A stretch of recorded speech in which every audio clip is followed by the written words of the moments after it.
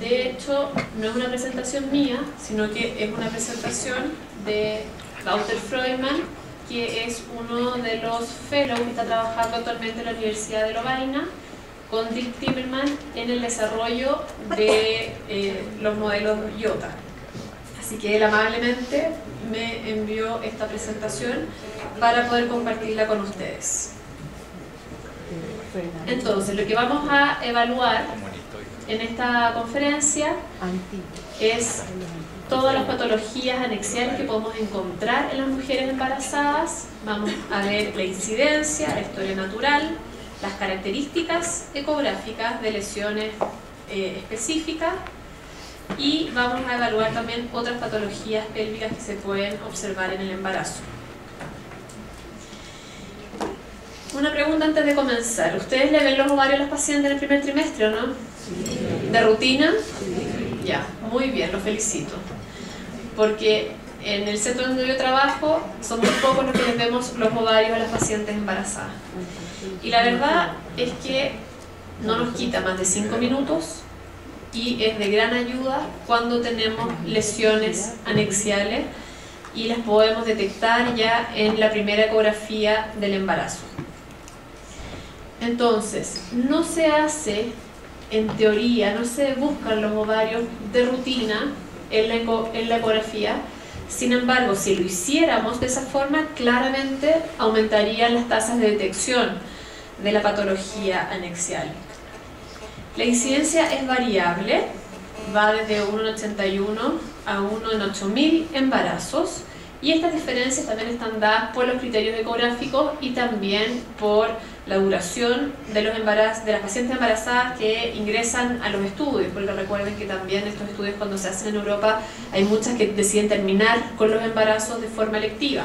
Entonces no todas se tiene un seguimiento completo de esta patología.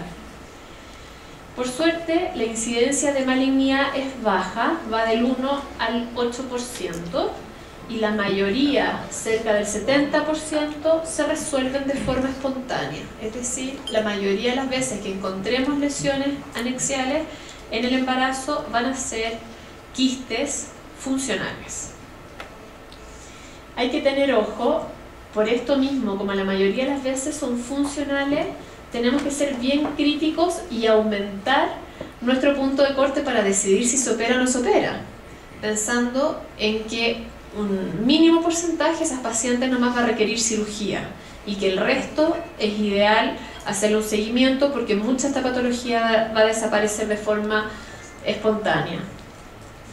La mayoría de los quistes tienen morfología simple, miden menos de 5 a 6 centímetros, el diagnóstico se hace antes de las 16 semanas, versus tumores que son grandes y más complejos de morfología.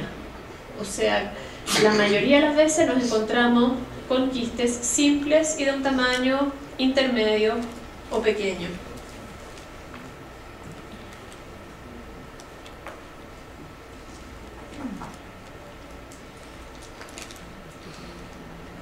Este es un estudio que fue hecho por George Kondus el año 2004 y que se hace la pregunta si realmente deberíamos examinar los ovarios de todas las pacientes embarazadas, y evalúan la prevalencia y la historia natural de la patología anexial.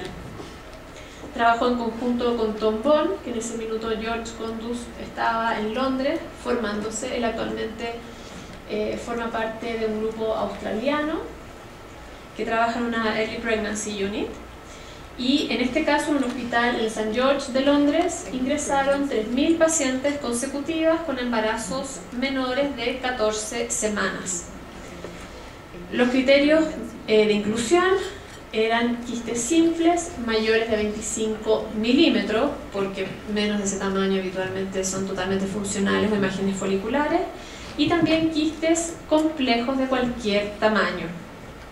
Se les realizó a todas estas pacientes un seguimiento ecográfico 4 a 6 semanas hasta la resolución del quiste, en el caso que eran quistes funcionales, o también hasta que se operó la paciente o hasta que terminó con el embarazo, ya sea que haya llegado a término o que haya decidido interrupción espontánea. O sea, perdón, una interrupción programada de su embarazo. ¿Cuáles fueron los resultados? 6,1% de las pacientes se encontraron quistes ováricos y fueron 182 en total, de las cuales se incluyeron 161 pacientes en el análisis con 166 quistes, porque había un par de pacientes que tenían quistes bilaterales. Al minuto de cuando se ingresaron las pacientes al estudio, un 44% estaba asintomático, un 56% consultó por dolor o por sangrado vaginal.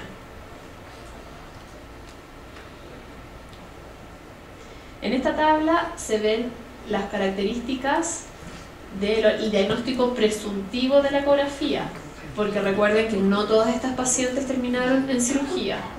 Entonces, el diagnóstico presuntivo de la ecografía, la mayoría fueron quistes fisiológicos o funcionales. 19 pacientes se presumió que era un cistoadenoma seroso, 16 casos de teratoma, 7 endometriomas, 2 con tumores mucinosos benignos, les recuerdo todo presuntivo, 3 casos de diagnóstico presuntivo de borderline, de los cuales uno se confirmó porque terminó realizándose una cirugía durante el embarazo.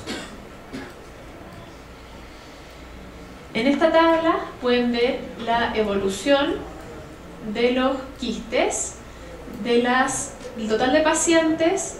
Las que tuvieron resolución espontánea fue cercano al 72% de todas las pacientes.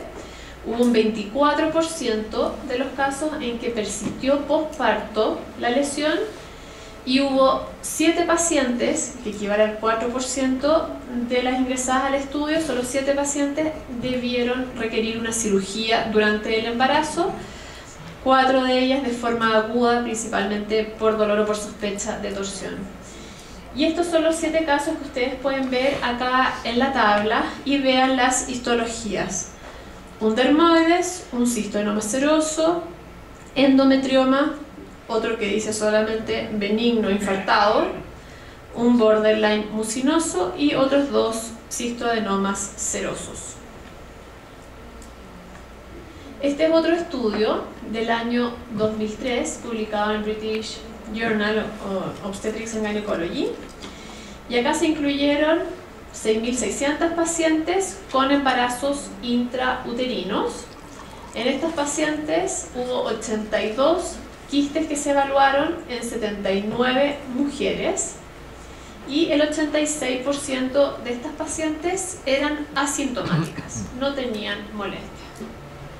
Vean acá en las tablas, vean los gráficos del diámetro de las lesiones, el resultado de la patología.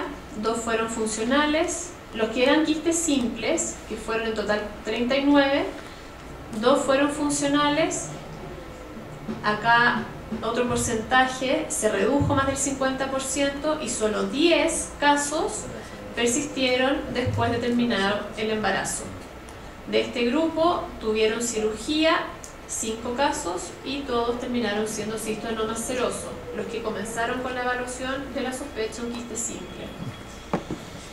Hay otras descripciones, por ejemplo, de un tumor tipo teratoma que se vio en 9 casos, y estos casos del teratoma, los 9 persistieron después del embarazo. En el fondo ninguna requirió cirugía durante el embarazo, y de ellas se operaron solamente 5 y los 5 terminaron siendo dermoides.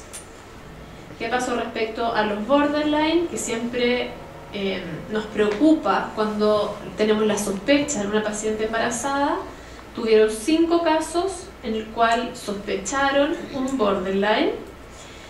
Estos 5 casos se esperaron la resolución del embarazo, persistieron después del embarazo, ninguna se operó, y finalmente tuvieron cirugía después de completar el embarazo y 3 terminaron siendo borderline y 2 quistes dermoides. Entonces, veamos, ¿nos sirve realmente el ultrasonido para poder diferenciar los tumores que son benignos de los malignos en el embarazo?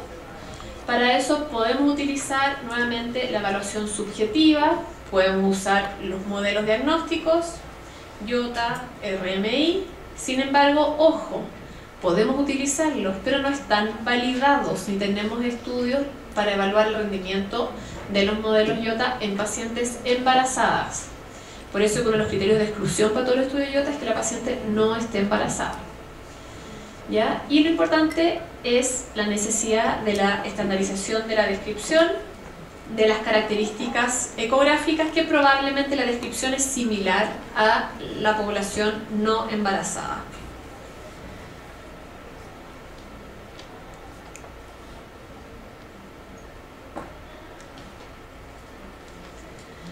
Nuevamente recordar la terminología que tenemos que usar, la descripción de una lesión que es inconsistente con imágenes fisiológicas o con tejido ovárico normal.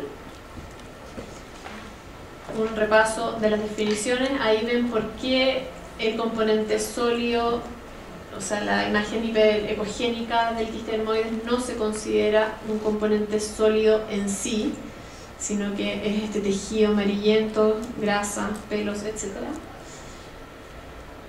Lo otro importante es recalcar nuevamente la diferencia de los quistes hemorrágicos, que tampoco no son considerados los coágulos como tejido sólido propiamente tal, que es lo que sirve mover el contenido de la lesión, presionar un poquito el ovario, usar el Doppler y en el peor de los casos, como ya lo hemos repetido, si nos queda la duda, clasifiquémoslo como tejido sólido, si nos queda la duda. Ahí pueden ver en el video cómo al presionar ustedes ven el movimiento del contenido de la imagen hemorrágica, y lo mismo ahí con el coágulo. Si no hacen esa maniobra y no le ponen Doppler, es prácticamente imposible diferenciarlo de un tejido sólido propiamente tal. Por eso que siempre el examen tiene que ser dinámico y la compresión del ovario para observar el contenido ayuda mucho en ese sentido. Acá otros ejemplos, también al comprimir ven la movilidad, se fijan que no es tejido sólido, sino que se mueve al comprimir. Y ahí tienen el ejemplo también de un dermoide, que se fijan que es líquido, no es algo sólido, los sólidos no tienen por qué moverse al comprimirlo. También nos sirve el Doppler color en caso de duda.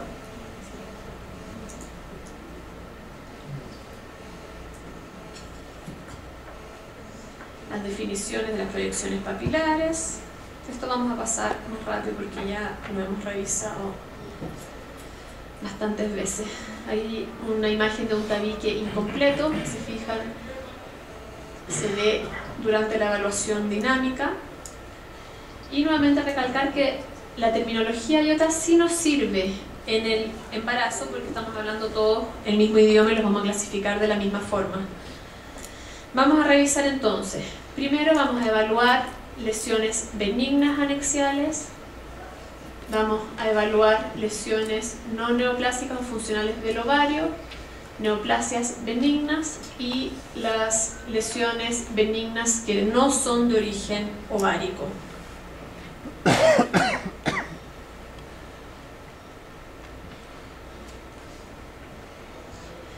Esto avanza un poco lento como tiene muchos videos. Ya, entonces, si evaluamos las imágenes anexiales patológicas del embarazo, podemos encontrar desde quistes foliculares que se ven como quistes simples hasta tumores. Los quistes foliculares o quistes simples generalmente se presentan por ser folículos anovulatorios. Se ve ecográficamente como un tumor unilocular de pared delgada con contenido anecogénico y habitualmente miden menos de 8 a 10 centímetros. La mayoría de las veces además se resuelven de forma espontánea cuando volvemos a citar a la paciente a un control ecográfico. Ahí hay un ejemplo de un quiste folicular.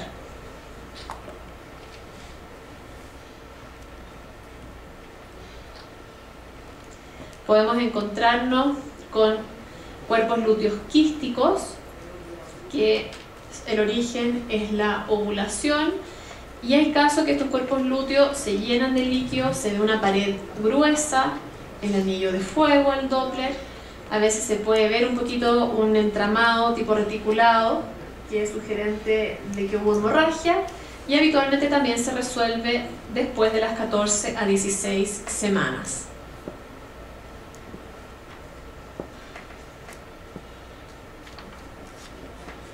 Aquí tienen ejemplos de cuerpos lúteos hemorrágicos y cómo el movimiento nos ayuda a hacer el diagnóstico diferencial del contenido del quiste. Otro ejemplo, ¿se fijan cómo se mueve el contenido?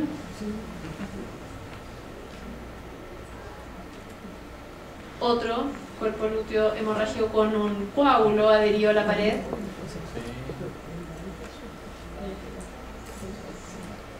Sigamos entonces. ¿Qué otra cosa podemos encontrar en el embarazo? El luteoma. Este tipo de patología es rara, es unilateral o bilateral. Hasta el 50% de los casos puede llegar a ser bilateral, de aspecto sólido, hipoecogénico y es muy vascularizado.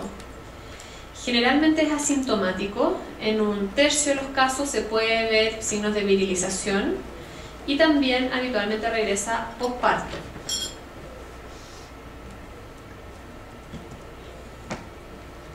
Aquí tienen el ejemplo de un luteoma durante el embarazo. Se fijan que se ve un tumor sólido y muy vascularizado al Doppler. Nos podemos encontrar también con quistes tecaluteínicos. Estos quistes son habitualmente bilaterales con una pared delgada, se ven como multiloculares. Son asintomáticos, pero también pueden causar dolor al sentir presión y también depende del tamaño del quiste y se pueden complicar con torsión o con hemorragia durante el embarazo. También se ha descrito un porcentaje de virilización y regresan también de forma espontánea, un poquito más tardío en el embarazo o después del parto.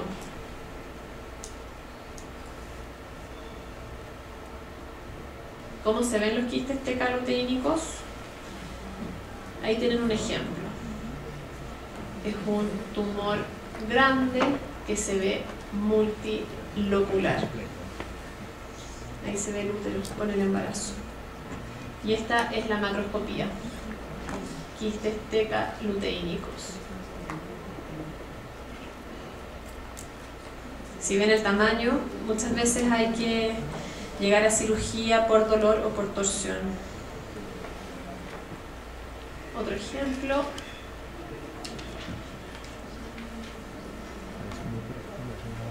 Ven el tamaño, un gran tamaño.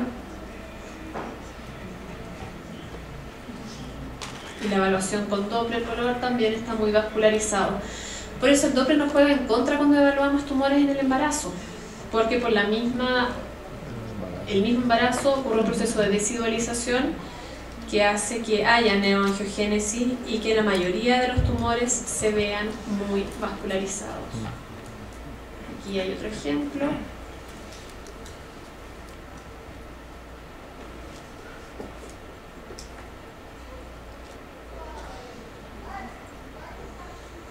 Ya, entonces dentro de las lesiones benignas vimos las funcionales, vimos vamos a ver ahora neoplasias benignas del ovario.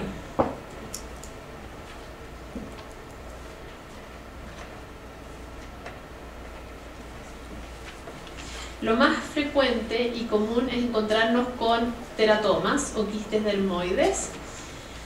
Estos quistes se ven muy similar a las pacientes no embarazadas, uniloculares, con contenido mixto, pueden tener este nódulo de Rokitansky, sombras acústicas y mínima vascularización al Doppler color. Aquí hay unos ejemplos de quistes dermoides evaluados durante el embarazo.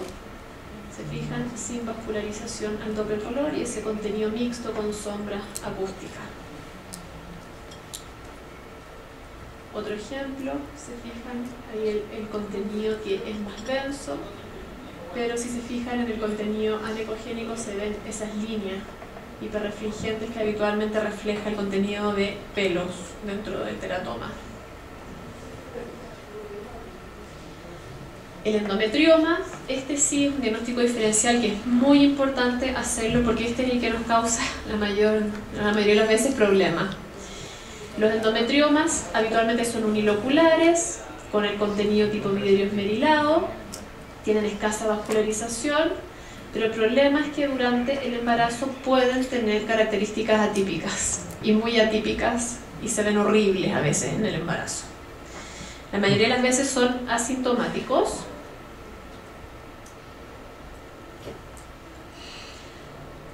Acá pueden ver algunos ejemplos de endometrioma, un poquito más atípico cuando hay tabiques, pero miren lo que pasa con el embarazo. El contenido se ve un poquito más denso, se fijan ahí en los bordes, incluso llama la atención y podría ser confundir con componentes sólidos. Y es lo que se ve en este otro caso. Esto es un endometrioma desidualizado. Si no tenemos antecedentes previos de la paciente y en la primera ecografía la vemos finalizando el primer trimestre o comenzando el segundo trimestre con este tumor ovárico que tiene estas proyecciones papilares y que ustedes le ponen el Doppler y se ve muy vascularizado, claramente nos hace pensar que eventualmente podría ser algo maligno, un borderline por ejemplo. Pero estas son características típicas de los endometriomas desidualizados. Ahí tienen otro caso, se fijan cómo se ve la pared irregular.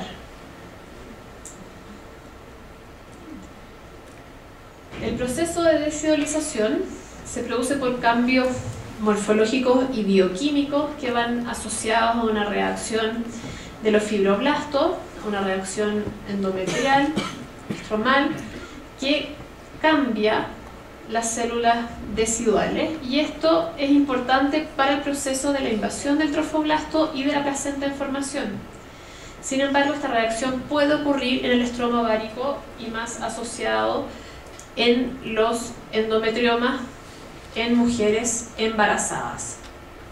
Una de las diferencias que nos podría ayudar a definir si es, por ejemplo, un borderline de un endometrioma desidualizado es la regularidad de las papilas.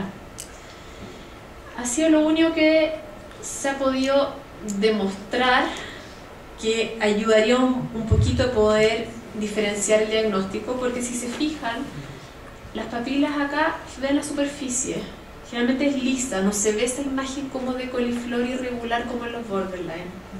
Eso eventualmente nos podría ayudar a pensar que se trata más bien de un endometrioma desidualizado más que un tumor borderline. Pero por eso que es importante revisar los ovarios en el primer trimestre al inicio del embarazo, porque vamos a poder tener una impresión distinta del tumor cuando se ve al inicio del embarazo que cuando ya presenta estadios más avanzados del embarazo y ya ocurrió todo el proceso de desidualización. Otra patología benigna que podemos encontrar son los cistodenomas. Estos abarcan la mitad de la patología benigna anexial de origen epitelial del ovario. Tenemos los serosos y los mucinosos. Los serosos habitualmente son uniloculares, pero también pueden ser multiloculares, de paredes regulares, contenido necogénico. Puede llegar a ser bilateral en un 15% y el tamaño habitualmente mide entre 5 y 8. A diferencia de los mucinosos, que habitualmente son multiloculares, tienen además un contenido muchas veces que es una ecogenicidad más densa, hipocogénica, y habitualmente son unilaterales y mucho más grandes. Habitualmente son insensibles a las hormonas, no cambian drásticamente y tienen limitada vascularización. Acá tienen algunos ejemplos de cistoadenomas, un cistoadenoma seroso, un cistoadenoma mucinoso. También podemos encontrar los cistoadenofibromas, que estos ya son más raros. Pueden ser uniloculares sólidos o multiloculares sólidos, como algunos ejemplos que ya hemos visto. Habitualmente el contenido o es anecogénico o también es levemente denso. Y si estos habitualmente tienen al menos un componente sólido o una proyección papilar y que habitualmente da sombra acústica. Acá hay un ejemplo de un cistoadenofibroma que tiene ahí un pequeño componente sólido en la pared que no está vascularizado. Tenemos además tumores ya más raros, más infrecuentes, como fibromas o fibrotecomas. Son habitualmente redondos o ovalados y son sólidos. Y estos tienen característicamente estrías ecogénicas que se ven como en abanico. La vascularización también muchas veces es periférica o es escasa en la mayoría de los casos. Aquí tienen dos ejemplos. Es un tumor sólido y pueden ver sombras acústicas y escasa o nula vascularización. Se fijan en las estrías como en abanico, las estrías ecogénicas, que son las sombras acústicas que proyecta este tipo de tumor. Y por último vamos a evaluar las lesiones benignas no ováricas que podemos encontrar en el embarazo. Una de las patologías frecuentes es el hidrosalpinx, que se asocia a antecedentes previos de patología inflamatoria pélvica. Es raro que se aparezca durante el embarazo, habitualmente son salpingitis crónica. Hemos visto también las características de los hidrosalpinx, que habitualmente son tubulares, de paredes delgadas, pueden tener estas cuentas de collar y la mayoría de las veces son asintomáticos. Acá tienen algunos ejemplos de hidrosalpinx que se fijan que son lesiones más bien ovaladas y tienen tabiques a veces completos o tabiques incompletos. Otras imágenes de hidrosalpinx en 3D.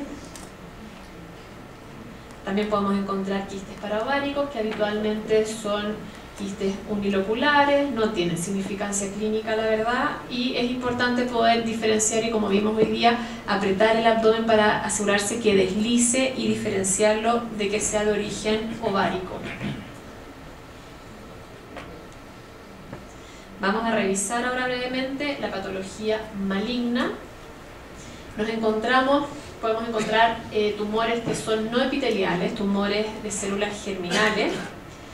Estos tumores son con bajo potencial de malignidad. Podemos encontrar tumores de bajo potencial de malignidad y también todo lo que es el cáncer de origen epitelial. Habitualmente esta patología maligna se manifiesta de aspecto y morfología multilocular con pared irregular. Habitualmente hay proyecciones papilares y otros componentes sólidos, y también se asocia con otros marcadores de malignidad como ascitis o implantes peritoneales. Por suerte es raro encontrarnos con estadios avanzados de patología maligna durante el embarazo. Ya hemos visto hartos casos durante este día, ejemplos de patología maligna que puede ser sólida, vascularizada. Recuerden que cuando hay componentes sólidos vascularizados nos aumenta el riesgo de malignidad. ¿Qué podemos decir sobre los quistes con proyecciones papilares? ¿Cómo diferenciar los que son por desidualización o por malignidad? Este es un estudio que fue publicado el año 2016 que evaluó 34 quistes ováricos con proyecciones papilares que fueron operados durante el embarazo.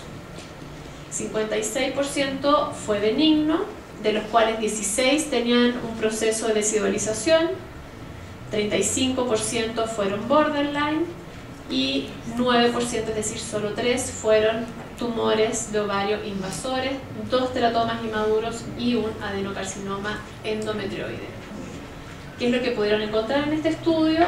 Que el diagnóstico preoperatorio fue correcto en el 53% de los casos. Y esto es lo que les comenté anteriormente. Esta es una pequeña diferencia que nos puede ayudar a evaluar si se trata solo de deshidrolización o de una proyección papilar de origen maligno. Y es fijarse en la superficie de la proyección papilar y el contenido del quiste. Por ejemplo, los endometriomas deshidrolizados, habitualmente estas proyecciones papilares son regulares. Si ustedes se fijan en el contorno, se ve una línea regular y podemos encontrar además asociado el contenido de vidrio esmerilado, a diferencia de los tumores borderline, que las papilas son irregulares y muchas veces no tienen este contenido de vidrio esmerilado. La vascularización no nos ayuda mucho, porque ya vieron que con el proceso de deshidrolización también aumenta la vascularización. Y ya terminando, siempre considerar que hay otra patología pélvica, podemos encontrar pseudoquistes peritoneales, miomas, fibromas, apendicitis o hasta riñones pelvianos, que la verdad es que nunca me ha tocado ver. Sobre los pseudoquistes peritoneales, se trata de líquido que está atrapado entre adherencias, se ven multiloculares y habitualmente son asintomáticos. Una forma que ayuda a diferenciar esto de otros quistes o tumores ováricos es este flapping cell, que es el signo de la vela, que cuando ustedes presionan ven que se moviliza, que es totalmente tejido muy flácido y muy blando que se moviliza con el paso del transductor. Este es un ejemplo, se fijan que al comprimir se mueven los tabiques, acá también. ¿Se fijan cómo se mueve de un lado para otro? Esto es solamente secundario a adherencias. Los leiomiomas o fibroides también pueden crecer durante el embarazo, pueden sufrir cambios degenerativos y ahí a veces nos complica por el dolor que puede tener la paciente durante el embarazo. Podemos tener casos de apendicitis, que ahí ya no es de nuestro resorte. Igual va a tener una evaluación por un cirujano, y riñón pélvico, que también la verdad es que es bastante raro. Acá hay un ejemplo de un riñón pélvico. Entonces, como conclusión, existe patología anexial durante el embarazo, por suerte no es muy común. La mayoría de las lesiones son funcionales y se resuelven de forma espontánea, por eso, ojo, hay que aumentar nuestro punto de corte para decidir si la paciente tiene indicación quirúrgica o no. Sí es necesario estandarizar la descripción y para eso sí podemos seguir utilizando la terminología IOTA. La mayoría de las lesiones comparten características que las hace fáciles de reconocer con la impresión subjetiva. Sin embargo, hay otros que pueden sufrir cambios de deshidrolización, como los endometriomas, y ahí es importante hacer el diagnóstico diferencial con los tumores borderline, como les comenté, evaluando las características de las papilas. Y eso sería. Muchas gracias.